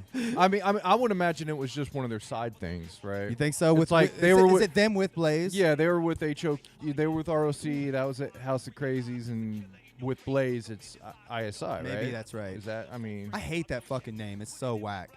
maybe they were trying to do the 3-letter thing. Oh, ICP, maybe. ISI. And Jay's like, that's too close to ICP, Jamie. You can't be ISI and ICP. You're Yeah. gonna be twisted. twisted because you're constantly always twisted and crazy. And it's the 90s and everything has Z's and it's spelled wrong. Yeah. It'll be cool. I'm surprised they didn't do the insane clown posse. Yeah, no shit. No shit. K with a clown with a K. You're right. That'd have been funny. He said, wait, was ISI the gayest name ever or what? Yeah, I think it was. Pretty much. I love Jamie's verse on this. Yeah, Jamie's verse is dope. I don't know this part. Blaze, you dead homie, has been down with Twisted since day one. In fact, that motherfucker was always up in the studio with Twisted and recorded this little ditty. And he even cut out a verse. I bet you didn't know that. Well, here it is in its uncut form, recorded in February of 98. So does that mean February 98? That means that they would have recorded it. Yeah, because the OG or the re-release came out in 99. So the OG came out in 98. So that means Blaze was on the OG, but then they cut him out of it. Why? Why y'all gonna do that to my man Blaze back in 1998? That's kind of fucked up. Was that ICP's call? Probably. Everything was ICP's call back then. Yeah. It's like, They were nah. like, we're molding you guys, Twisted. We're gonna mold you into our proteges. It's Okay. like it's like you can't have a fucking feature on your first album. Like you're going to confuse. I mean, I Yeah. kind of get it. Maybe. I didn't But know- Everybody does that shit. I mean, nowadays, I guess. Yeah, but back then I didn't know shit about. I mean, ICP had Esham and Kid Rock on But there. back then, they would have guests and not even put him on it. Like Yeah. capital E, everybody thought was fucking Esham for 20 years. Yeah. I love Blam. This song I do like. This is honestly probably one of my favorites on the album. Yeah? This one, this is again like I'm not huge on the beat. I'm gonna guess this is another Mr. Bones beat. I like the beat because the samples actually work in this one. They work better than they do on fucking Bad Dream. And it's this song is a very great song to sit back and like smoke weed to Yeah. or whatever, Wait, step back, Jack. He said ordinary got- cracker. You got like a trumpet. You got a synth. From here to Reno, pesky like a You got a snap track. You know what I mean? Just a Cheeto. Like the sand on the I I remember a lot of that. No, I feel you though. Like he goes off on this song. Like I've always liked it for that reason alone. It's very like chill, laid back. It's okay. As far as these songs go, it's the best of these like old school Mr. Bones songs. Yeah. I think honestly. And this was on Psychopathics from Outer Space, recorded in '96. Mr. Bones for his EP, Something Weird. Frisco. When I got a Hardee's, I always ought to be a Frisco combo meal. $2.95 what a deal. What Oh, for real, go ahead. Okay, just don't do no hawking on my break and then Hey, keep going on this shit. This song's 5.5 minutes. I'm gonna skim through it, but Yeah, it overstays its welcome a little bit, but Yeah. I like it. you can smoke an entire joint to this song. And I probably did. I hate the. I think that's so fucking weak and lame, but It sounds like they're trying to do a like a fucking old timey like trumpet guy. Like what's that guy? yeah. What the fuck is his name? Jugs, help us is it out. Louis Armstrong? Yeah. He did it there too. Yeah, that's exactly what he's trying to do because Yeah. of that trumpet sample. Like, ooh, Robinson, danger, call on the dragons, oh, cause I'm a mighty Morphin morphin' Power Ranger. He's just dropping all kinds of pop culture Yeah, I love it. references and shit. Big old fat glass of grape Kool-Aid, chilling with senior city. This is one of the songs too, like where like random lyrics will pop into your head, like over Yeah. the years. Oh yeah. You know? Lot of fucking like a lot of fucking lyrics from this album do pop in my head still. Yeah, just like being at the gas station or something. You know, like something, one random thing will make Yeah. you think of. Oh, I oh that I'll point it out when I hear one. I can't think that of one now. you think somebody's dissing you, they probably are. That has always popped in my head. Always. And I've always used it. I'm like, if you think someone is dissing you, they probably Yeah. are. Like, I mean, it's a good philosophy. yeah. I wonder who like they've been doing sneak disses since 1998. I wonder who that was. Do you think that was sneak dissing like ROC or something? You know they had to do some sneak dissing ROC shit. I don't know, man. Yeah, the hawking on my bread line was in my head this week. See? Mm-hmm. Stay off my cock. All right, this song's like top 3 probably on this album. Yeah, it's one of my favorites. All right, I'm gonna skim through it. And I just remember, I just miss this type of flow style. Yeah. You know, just a simple type of flow style, but like you got, you know, when you slow your flow down to a more of this BPM, which is I think in like in 80s or 90s Yeah. BPM, you can experiment more with like your flow patterns. I feel it because you could double time it or half Yeah. time it or whatever. With the BPMs that people like Ouija use, there's less experimentation. It's all like the same kind of flow structure. Yeah, you're right. It would seem to me anyway. I could be wrong. I misspoke when I talked about Bad Dream having the sex samples. This is the one that has the sex samples I was thinking of. Yeah. This song might as well be Bad Dream. I hate it just as much. Yeah, I don't like this one. I can say It's say as that. aggravating. The beat is as horrible to me. Yeah, the beat's bad. But it's all sex shit, like weird. This is the only song. I think this is the only song that I literally can't stand on this one. Yeah. Very shitty. Let's see. What was the Let's see if I can find anything out about this song. Finally, the track to all. Wait, it says finally the title track to the all fresh bootleg EP. You heard some speculation about recorded in this December of '96. This song, as well as its other 4 tracks, were never released. When asked why, Madrox said, "I never had the money to press it." Well, judging by this large frame, maybe judging by his large frame, maybe if he didn't spend all that money on food and weed, the EP might have had a chance. That's funny. No, he probably realized it sucked. Yeah. For sure. And then they just, they needed some shit to throw on here, so. This song's a skipper every time and always has been. And it's Yeah. 4.5 fucking minutes long. This reminds me of some old HOK shit. Mhm. Some of their songs were like as annoying as this. Yeah. Meat Cleaver cut. This will be the second song cut from the re-release of Most Tasteless. Yeah, I ain't gonna hate on this one. I love this song. Yeah, I've always liked this song. Of course, because it's produced by good old Mikey Clark. Recorded in '98. Yep, Jamie Spaz is on this shit right here too. Yeah. Like his entry on this song is as iconic as I represent the East Side, no peace. Mhm. I bit my tongue in the middle of that. Sorry. You bleeding? No, I'm not. I like his voice Yeah, it's like higher filter. pitch. Yeah. It does sound good.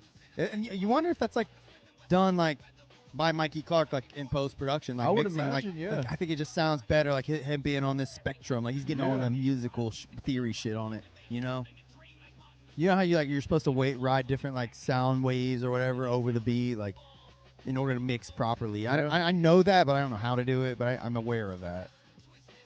It's interesting. It could have also been like he had the speed he had to like make maybe. it fit. Maybe they wrapped it to like a slower beat, and they just Or maybe the beat was slower at first, and then Mikey Clark sped it up. yeah, maybe. Parla Isla. Shout out to Jay. But yeah, I've always liked this one. Psycho Patrick. He kind of goes off on this one too. He does, but it's offbeat. Like it sounds offbeat at least, but Misery does spaz, especially when he gets into this Spanish shit.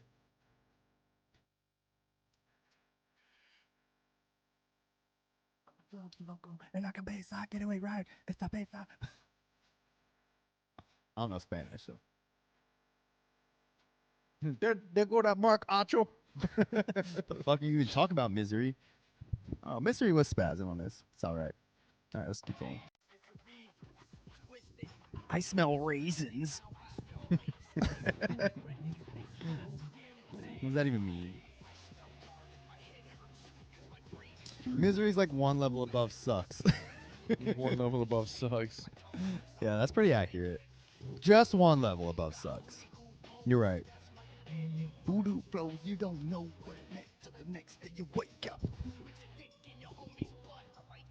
Your dick in your homie's butt. I mean, this is so ICP. Like, Just the this the is shit so I- 98 The ICP. shit I fell in love with. Yep. man. Love it. Oh, he said Sting. Oh, hold on. Sting This coming line. down from the rafters. It's funny. He calls Jay a molester. Molesta. Oh, when he's talking about oh, this line's funny too. Yeah, go back. Hold on, rewind that line. It's Jay who's into that shit. Hold on. Here's the molester line.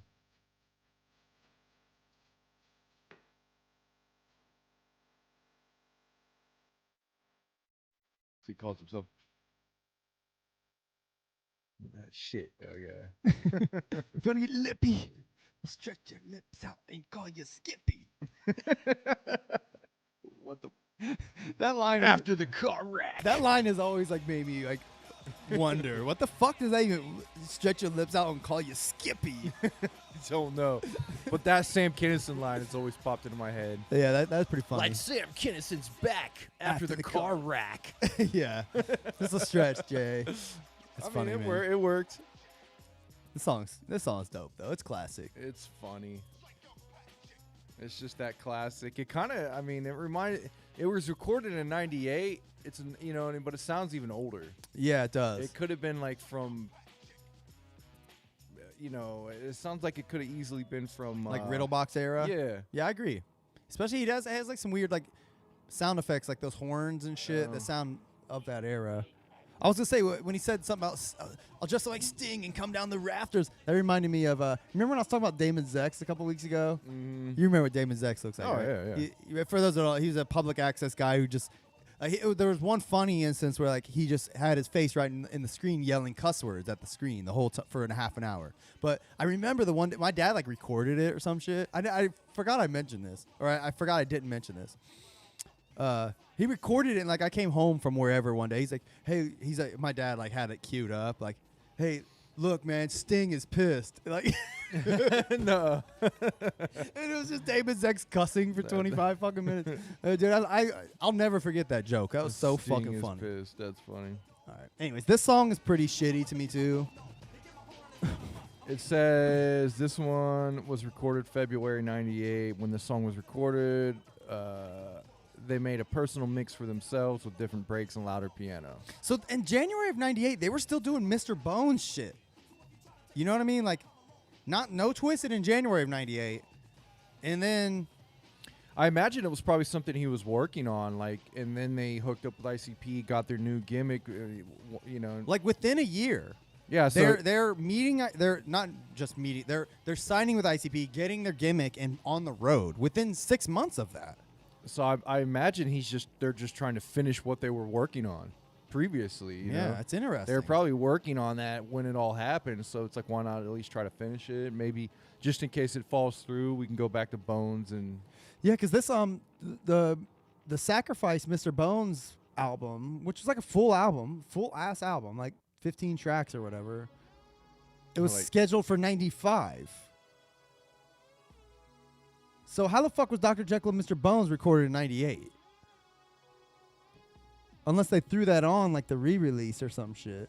Like, you know what I'm saying? Let me go to the 95 cassette. Yeah, it's on the 90. It was on the 95 cassette according to Discogs.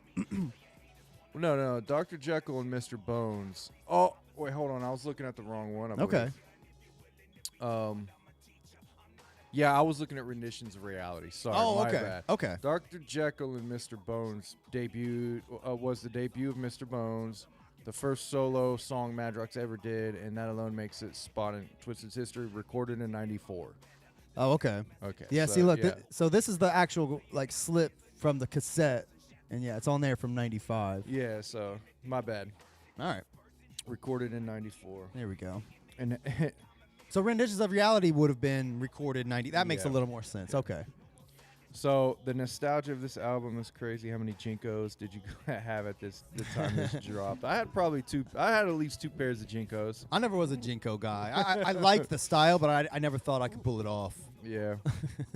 I- I had 2 pairs, but my Jinkos were just like denim and black. They weren't like Those big, like weird ones with all the shit all No. over them. I had just normal. They were kind of normal. Oh, okay. Honestly, Okay. they didn't look too crazy. I was just rocking like regular like carpenter jeans with like holes in them and shit. Yeah. Like they're frayed at the bottom. I had one pair of jeans that had like Juggalo patches all over like the fucking pockets and Yeah. shit. But those and ICP shirts is what I was rocking back then. Like I had a couple pair of Jinkos, but Jinko made some like normalish looking pants. Okay. I Yeah, got a I pair didn't of- even know I that. had a couple pairs of those. Paco. There was a player. Oh there yeah, I was a remember Paco. Paco. There was Paco, whatever. And Jinkos and hacky sack. Yeah, I mean, that was the thing, man. You would see. I remember hacky sack circles. All you would see was just giant Jinko pants. It was like you can't even see the damn ball. Yeah. through them pants. What do you think about Renditions, man? We probably talked about it on the Most Tasteless I've episode. always liked it. It's yeah, it's fine. Me too. It's another good smoking weed Yeah, track. the beat's really nice. I mean, the beat's awesome. Murder my state condition. Pull the trigger. I remember this one says something about that has a louder piano or some shit. Yeah, they made it. They made a mix just for themselves. So I'm wondering if they made the beat, Oh, that's interesting. because this beat sounds pretty above the level of what they're making at that time. Yeah, this wouldn't surprise me if this was Scott Sumner. Yeah, I'm gonna look this shit up. and they just remixed it for themselves. Yeah. It was never really intended for anyone else to hear, but the Cryptic Collection is full of mad flavor, so why the fuck not? But Spinning it, I don't know. Keep it in your click, fuck the outsiders. yeah, Mr. Bones was like 94, yeah. All right, let's see. Renditions of Reality. It says performer. Yeah, it doesn't say title composer. It just says like Twisted. They might have produced it. Maybe. But hey, look, it says that for like secondhand smoke and shit too. We know they didn't Yeah. do that. Curious. I wish I could find a reliable source for production for that shit. Yeah. Oh well. Juggalos will let us know. This song's dope though. It's a good one. It's a good one to go out on. But then just like ICP puts them over, they have to put Blaze over on their album. You know? Yeah. They had to cut him out of Most Tasteless, so they had to put him over on this one. Yeah, I mean, So they end the album with Put It Down by Blaze, which I think is cool. I think they could have picked a better song by Blaze. I like Put It Down, but I don't know. It was never my favorite back then.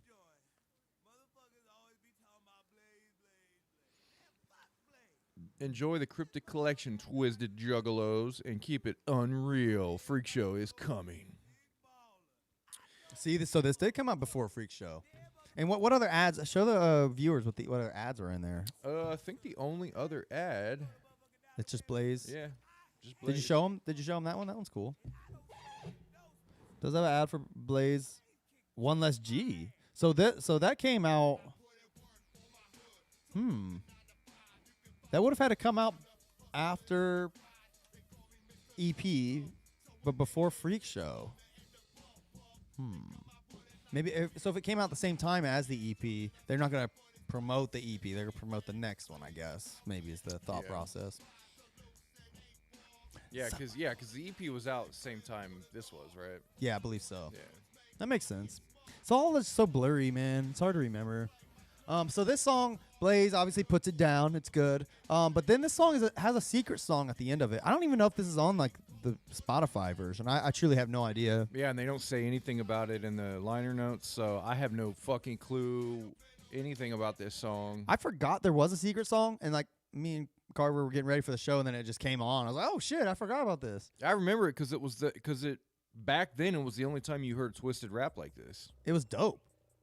Here it is, right here. Yeah.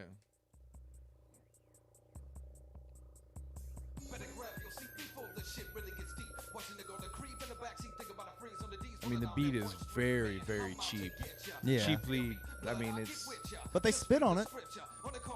I mean, this sounds like some HOK shit.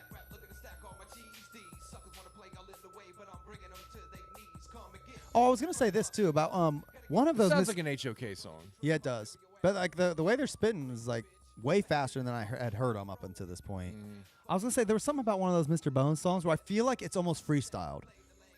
Like I legitimately wouldn't be surprised if like this is like their version of it. This is as close to a twisted freestyle as you would get, you know? Yeah. I can't remember what. I remember not this asking Madrox when we met him out back at the Newport if he could freestyle, and he just walked away. He said something and walked like, away. oh no, man, I ain't about to freestyle. Like I was like, I was just like, bust. I was about to hold him to it. Bust, man. Come on, bro. Shit. Oh wow, it's Bone Thugs Twisted.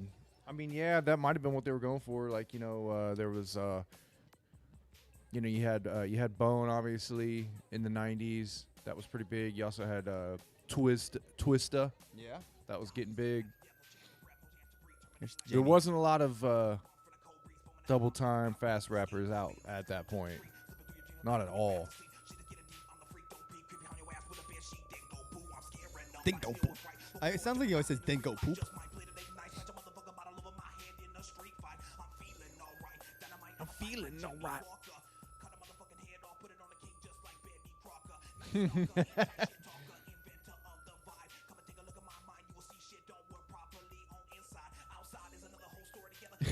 I remember. Did you guys ever wear a pair of those soap shoes with the grind play? I remember though. I never had one, but I remember those. I wasn't a skater. I didn't have. I do remember those. I did have what they call them, shashas. You know what those are? I had some of those when I was in high school, where like you could lift up the sole on the inside, and there was a little secret compartment in the sole. Oh, okay. I had some of those. Okay, I never had those. I remember those soaps though, or the ones with the grind play, and I remember the ones with the wheels in them. Oh yeah. Well, those came out like after we were out of high school, shit, right? It might have been because I remember seeing those like 10 years ago or something. Yeah. They still make those. My kids had a pair a couple years. One of them had a couple years ago. All right, man. That was it. That was it for Cryptic Collection. That was it. I mean, I like it, man. I can't help it. The nostalgia's heavy with that one. It's a classic Juggalo album. I mean, it's a lot of. It was in everybody's rotation. Yeah. Everybody's like all the Juggalos I knew back. Like it's Cryptic Collection was in the rotation. It's nowhere even close to being like as fun to listen to as like Most Tasteless or Freak Show to me. But it's a good one to put on. This one's more, I think, of like this one's for the real fans, I think. Like, I don't think if you're unless you're really into Twisted, I don't think you're gonna care about a lot of this, you know? I think it's a little more underground sound compared to some of those albums. But it's got some it shines on a few moments, and I think it's well worth still, popping on from time to time, man. Mm-hmm. Couple skippers, but you're gonna have that on one of these compilation albums. I'll tell you what, it's better than Cryptic Collection 3. Cryptic Collection 2, I think I remember being the best of them. Like my favorite. I'm interested to do that one again. That'll be fun. All right, man. That was that. What else? Oh, I was gonna mention this before we go. I did happen to on my YouTube algorithm. It showed me the Wizard of the Hood show, like the real one, like that they've produced or whatever. You know what I'm talking about? Super Gathering. Yeah. Was it Super Gathering? Yeah, 17. Yeah. I never watched it, but I turned it on earlier. I was like, let me just see. Like I'll check it out. And like I was like captivated. Yeah, it's awesome. It's awesome. I wish I was there, dude. Me too. I was after that shit, man. That was when I really started thinking about trying to go back to the gatherings. I'm like, I can't believe I fucking missed this shit. I would, dude. That would have been. I mean, like back in the day, they never performed it back in the day. Yeah. You know, we never got to see. We were there when it came out. Yeah. But We would have loved to see some shit like that. that would have been crazy with the big monitor in the The background. way they did it, they pulled it off. Like it was crazy. it was a real production. It wasn't like some Yeah. bullshit. Like I truly think like that could be like a Broadway production. Like the mean- way they did that, I'm not kidding. Like I know it's like it's Yeah. funny. It is funny to say that, Yeah. but that's how fucking that they pulled that motherfucker off, dude. I know it was good. It was really well done, planned, execute. Like the graphics were great, the lighting was great. Well, could have been better, but it was pretty good. I mean, it's the story of that album, the way that it's written, the songs that are sprinkled in, the Shiny Diamonds, like the Mushroom Field, like those songs, like the way they introduce Shaggy and all, like it's just such a it's a perfectly done and executed version of that story, you know?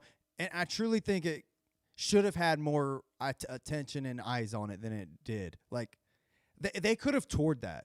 Yeah, I wish they would have, man. I really wish they would have. But, you know, bringing the car out, because, you know, they brought a car out on Yeah, I stage, mean, they'd have to and come up with something different for that. They did kind a of lot of shit that, like, you couldn't do at normal But they'd be able to venues. do even more. Like, you know how they brought, like, the couch and shit out? They could do even more little props like that. I Yeah. think they could have made something big out of that. And, like, it's a shame that, like, that was like literally the last sliver of Juggalo family like we had. Like my favorite part of the show, like like I said, I skimmed through most of it. I watched some of the full songs. My favorite part of that show was when Shaggy came out. Just Yeah. some fool in a fuck off shirt. He actually comes out in a fuck off shirt. Yeah. I was like, oh, this shit is so fucking cool, dude. Yeah. It was, and they were all on stage at that point. And like, they all looked exactly like the artwork. yeah, you man, know, it was they so all- fucking cool. Yeah, it was great. God man. damn it, man! And like, I also really love during Shiny Diamonds, like whoever put that slideshow together, fucking schooled it. Like, I mean, doing Shiny Diamonds and having pictures of ICP with dreads and like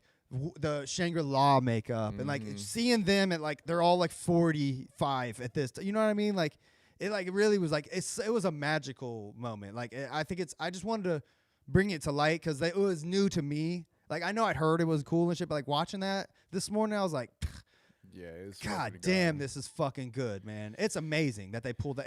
It's incredible that they pulled that off. Would you watch it, like a cell phone or the actual? No, it was the actual production. they Like, they had like the released, banners at the bottom with the songs and shit. Like some Juggalo uploaded it. It's I like should've- DVD quality. Yeah. Yeah. Man, it's so Some of the fucking cell good. phone footage of that is like almost better quality. The sound's horrible and it's from the crowd. I honestly would almost rather have that sound because on the DVD quality, like they just play the songs over it. Yeah. And don't get me wrong, it sounds great, but you can kind of hear like their Yeah. rapping, and it sounds like shit. Yeah. But I would rather hear them sounding like shit to more feel like I'm there, you know. Yeah. But man, it's so fucking. I encourage every Juggalo to go watch that shit.